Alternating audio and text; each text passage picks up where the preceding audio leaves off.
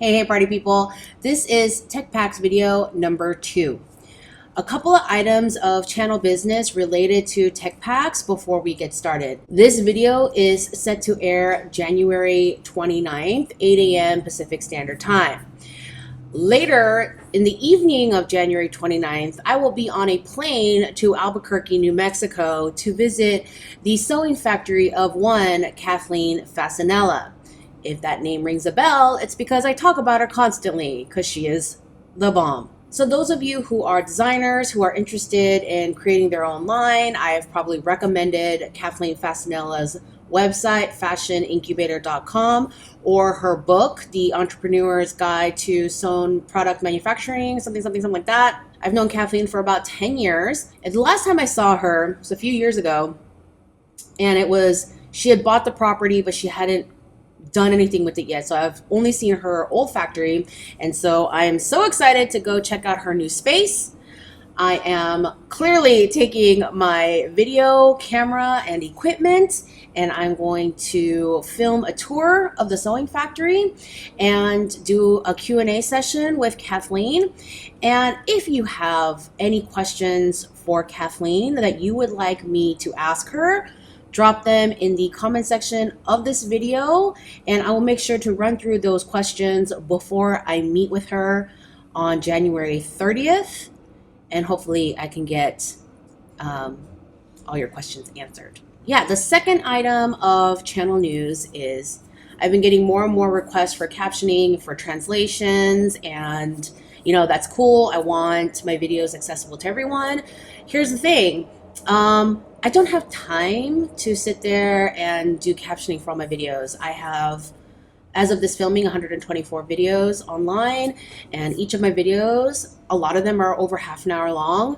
So I want to hire someone to do that.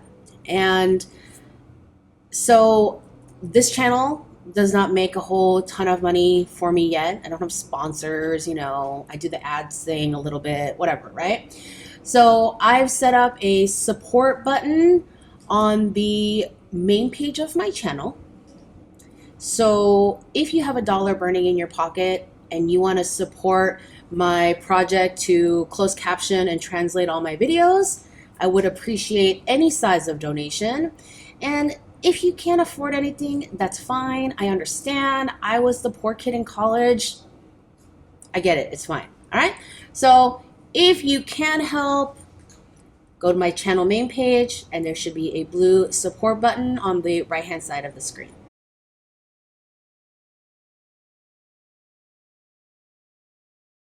Let's talk about Tech Packs. One of my YouTube students the other day asked me, Zoe, is design process the same thing as product development?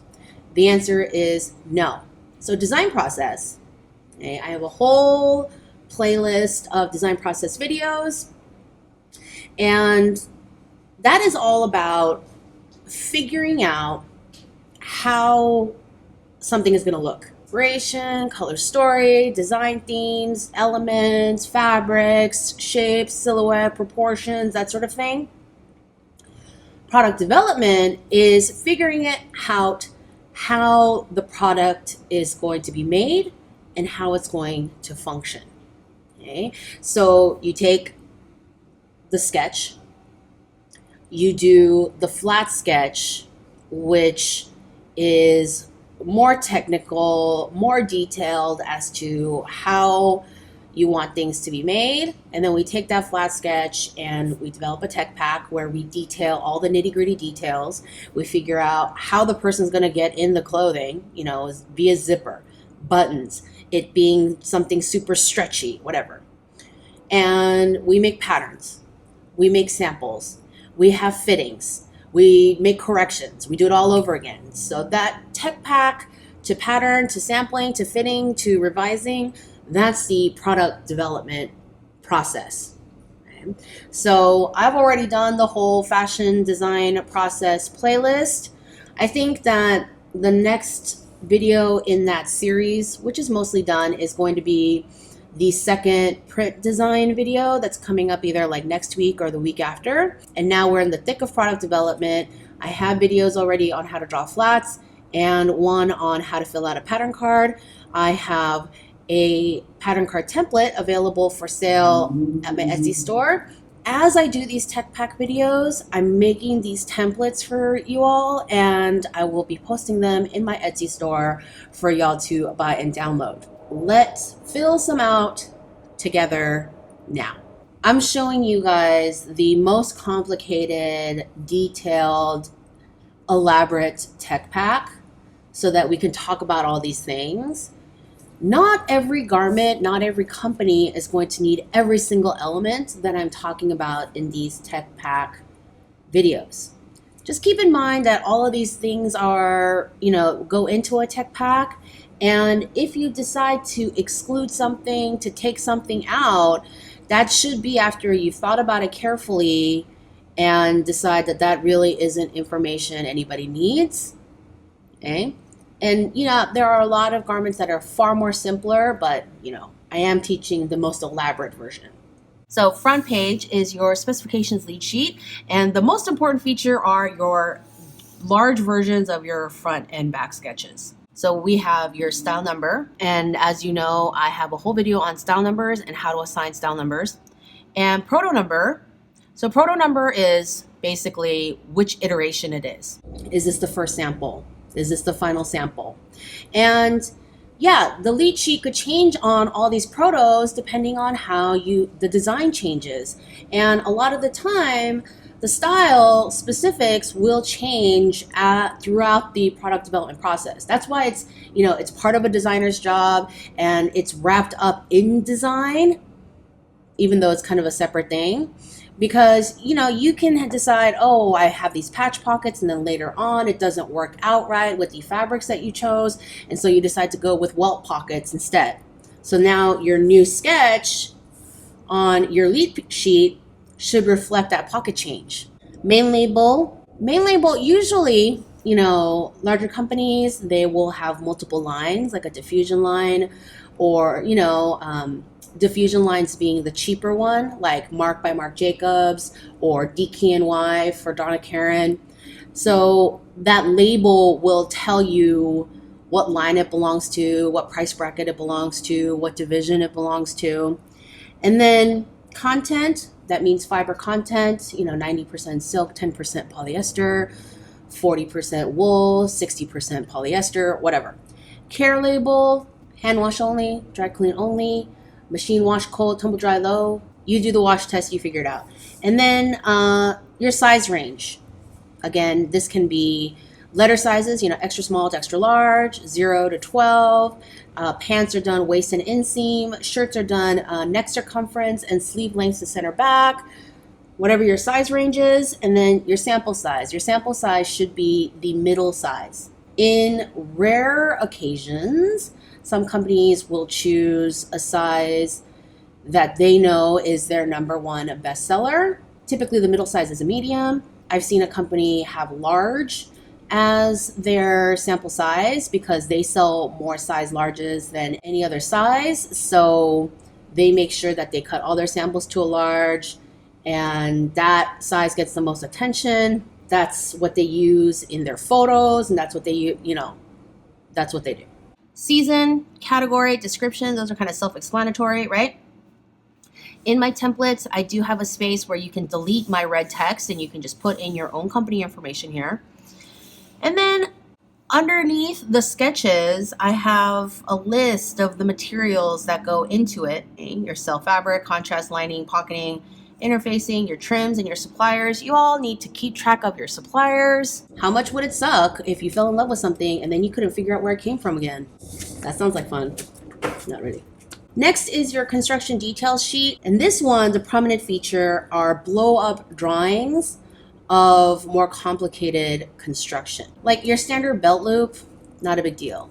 If you have a very different belt loop with, that's a different shape with particular top stitching, and then you've got like a stud in the middle of it and you got stuff dangling from it, like you might want to do a blow up of that. And you can like go straight into Adobe Illustrator, copy and paste that section, blow it up real big and put it right in this square. Okay, and then your construction detail number and description.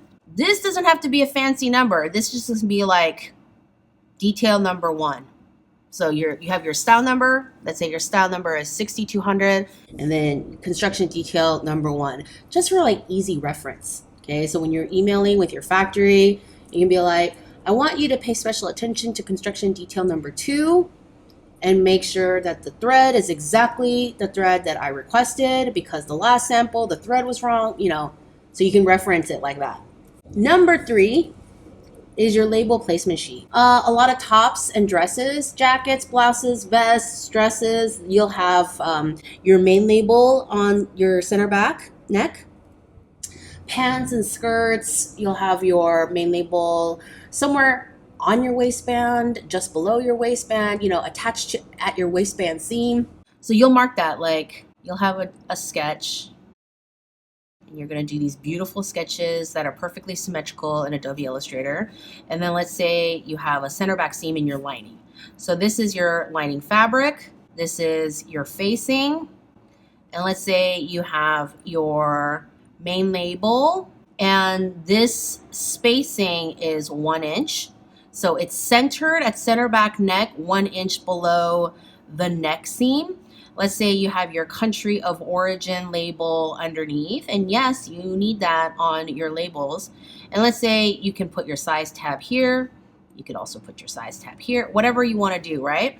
And so that will be label main, country, size. And then let's say you want to put your care instructions in the side seam of your jacket. So maybe you do this. This is your waistband. This is your side seam. This is the front. This is the back. And you have your label in here. And let's say this is 4 inches from the waistband seam, and you put care label. And then here, you want to think about your hang tags. So here's your armhole, here's your side seam, here's your sleeve, and maybe you have your hang tag here, and this space is 2 inches. So your hang tag will be punched into your side seam 2 inches below the armhole seam. And this is hang tag with your UPC code.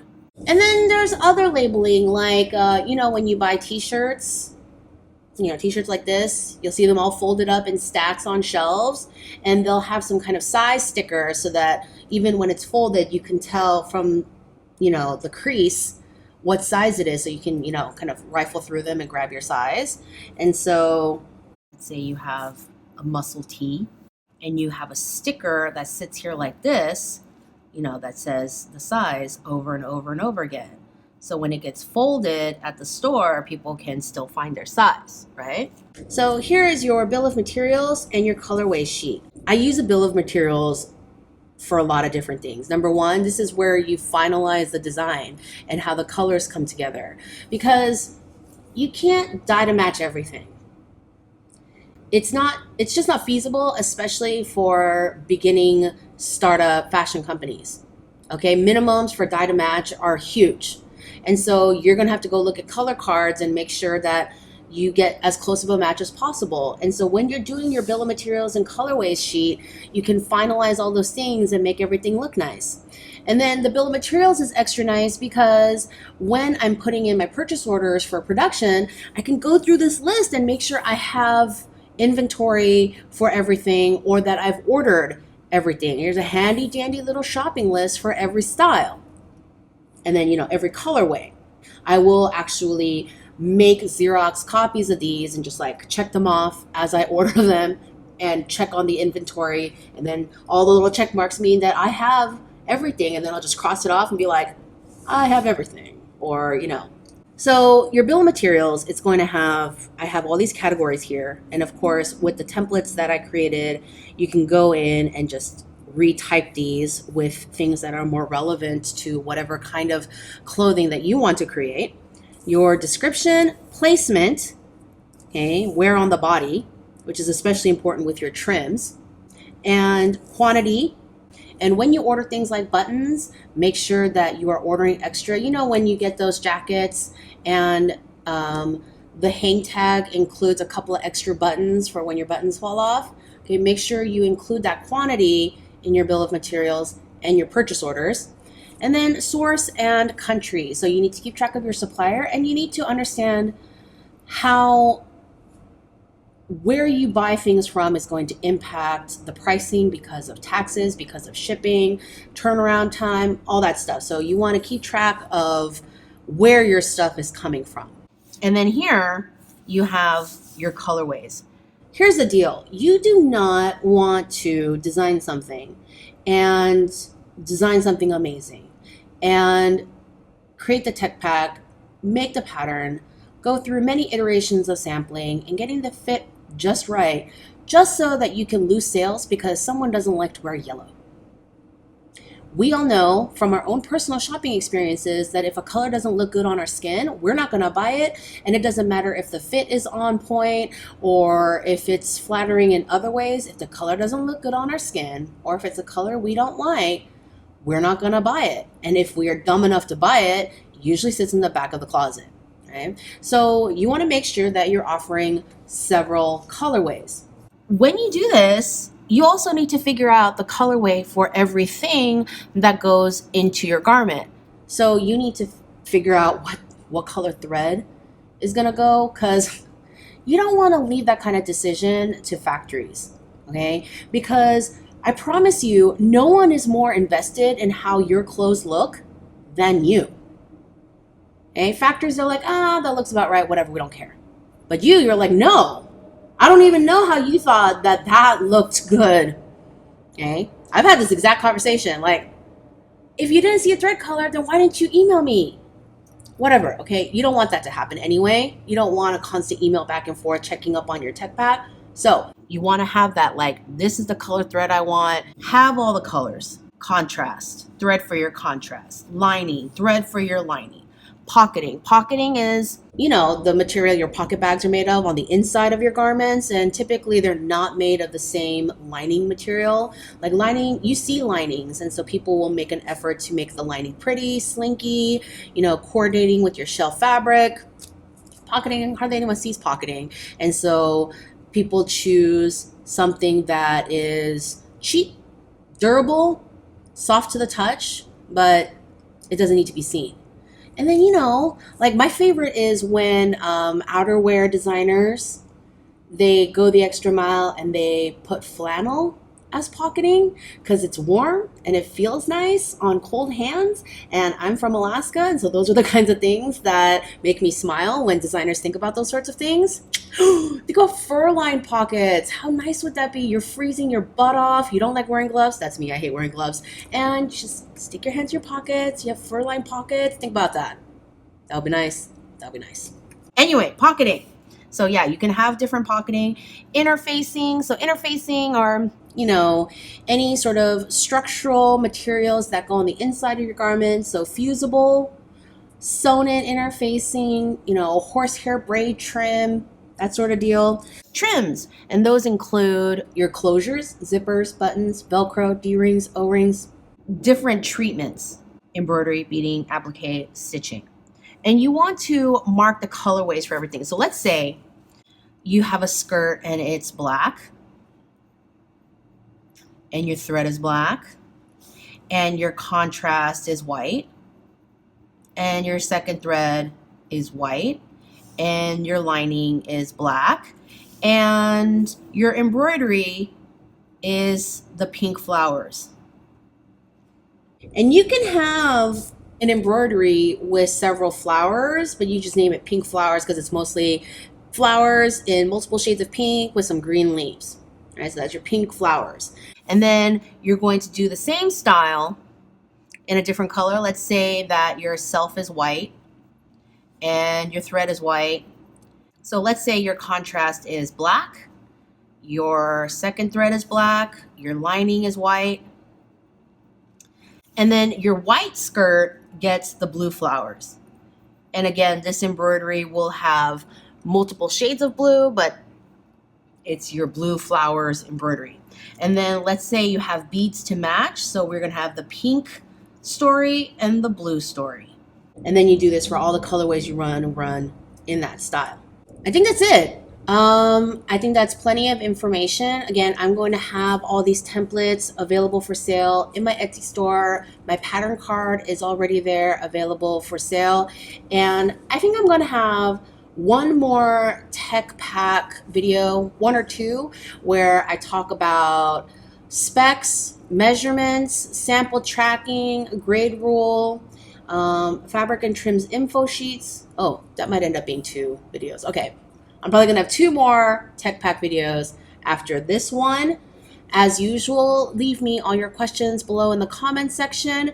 Don't forget to drop me your questions for Kathleen Fasanella and her sewing factory. I'm gonna drop the link to her website and her blog and forum in the description box. You should go check that out. It's a fantastic resource for any kind of fashion designer, whether you work in a big corporation or you are a startup fashion design entrepreneur, or you've been in the business for 20 years. You know, I've been in the business for 20 years. I learn new shit all the time. All right, I love her website. So go check that out. Think about donating. If you found this video helpful, go ahead and hit that like button. You know, I have all these like younger YouTuber friends and they're like, smash that like button. Yeah, that's not really my style. Like, you can gently click on it. That's cool too. Share this video with anyone interested in going into business for themselves so that they have an idea as to the product development process before they jump in with both feet. And subscribe to get an alert for the next Tech Pack videos. You know how I always say hashtag if your first one sucks, you're right on track? That applies to everything, okay? That's why we have these tech packs and we practice and we make samples and we make corrections. All right, so it's all about practice, you know, practice making things, practice writing things, filling things out, designing things, sewing things, cutting things, all those good things. All right. Oh, and one last shout out. This is the Vendor Compliance Handbook. I've talked about this book in a couple of different videos because I just think it's a terrific resource for designers. It covers so much technical information on the product development process that is essential for designers to understand so that they can stay in business or learn how their business is run if they work for someone else. Okay, so I got this at fashiondex.com. No, FashionDex doesn't even know I exist, that I do this, that I pimp their stuff. I just, you know, like their website and I really love this book. So I'll drop a link in the description box. So go check this out if you are interested in learning more about the technical nitty-gritty of product development. I've run out of things to say, so I guess I'll see you guys in the next video.